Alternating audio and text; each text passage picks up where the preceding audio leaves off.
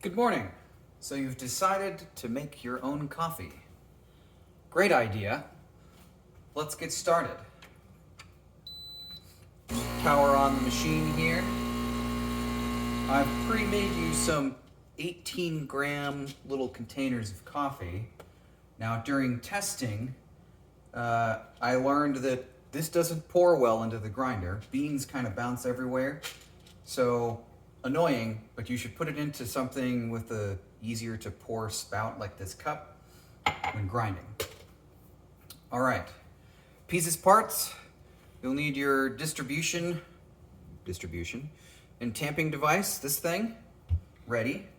This is kind of like a funnel. I'll show you how to use it here in just a second. Actually, we'll do it right now.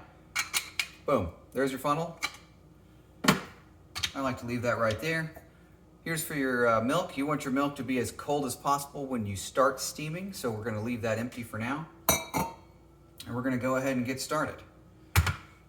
All right, we're gonna skip the preheat of the portafilter. I don't think that's really gonna make any difference to you, but your drink is just the plain old flat white, because the 30-second timing is gonna be perfect. So we'll start with grinding. Make sure this thing is right here. And when you grind, I like to hot start the grinder, which just means to start it up before you put the beans in.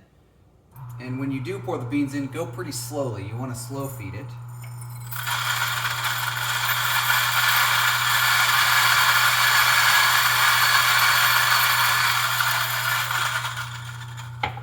Give it a couple of puffs to get the fines in there.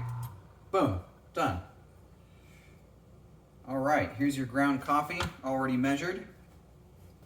Now this part, I will admit, has a little bit of faff, but getting this into here, these are about the same size holes, so it's possible to lose a little. It's not a huge deal, just kind of take your time.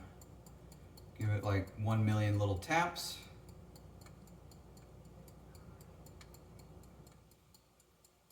Still tapping. And shake it just to make sure. Still. All right. Got it all in there. All right, my distribution technique is not great, but it's what we got for now. I'll give it some wiggles just to kind of make the bed even. Put some taps along the edges. And then I give it a couple of taps on the counter downwards. It's pretty distributed. I'm going to show you what it looks like. I don't even know if you can see that. Now we're going to take this with the little distribution side, give it a spin. Already looking great. Now we're going to give it a nice tamp. Can't really tamp too hard. I wouldn't really worry about it. You want the bed to be squished and flat. That's it. So Breville recommends you kind of preheat the head. So we just press the brew button in the center for about 4 seconds, just to get everything ready to go. And really now you're just ready to make your espresso. So let's see if this cup will work. I did not test this. It will not. Wait. Oh, wait.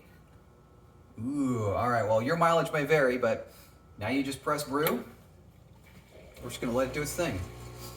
No scales, no nothing. While that's brewing, this is done. You can actually go ahead and get your milk.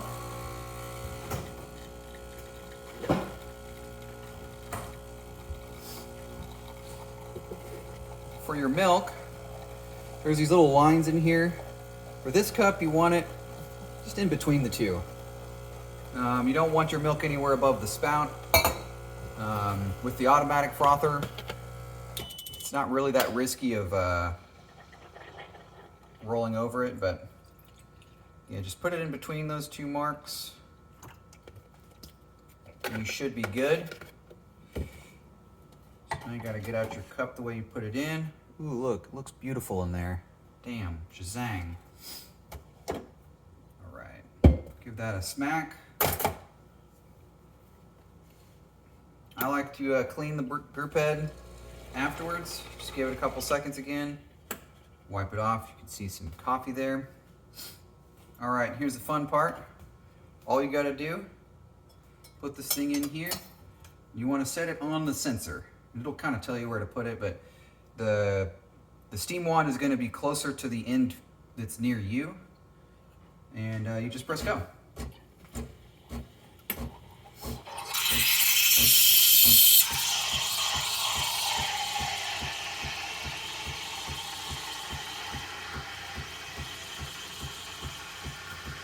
It'll get it up to temperature and it'll beep.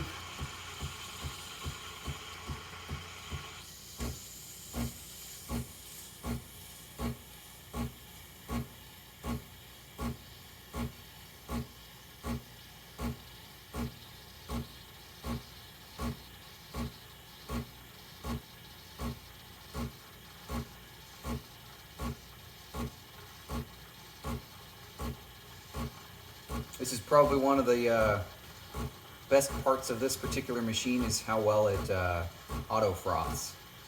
It doesn't even do any tricks. Some machines will have a thing that spins in the bottom in addition to heating, and that kind of gets you close to a steam. This one does not. This one just steams. So when you take this off, you want to clean this, wipe it off as quickly as you can because it will cake on there immediately. Put it down and it'll do its thing. This part, all optional. Give it a swirl, give it a couple of taps, give it more swirls. The automatic frother does produce a lot of bubbles. I mean, it honestly doesn't really change the taste of your coffee. But you can actually get them all out with like 975,000 taps. I don't think you can see that, but here you go. Some of the bubbles are gone. It's actually starting to look nice and glossy. Pour it in from the top. Get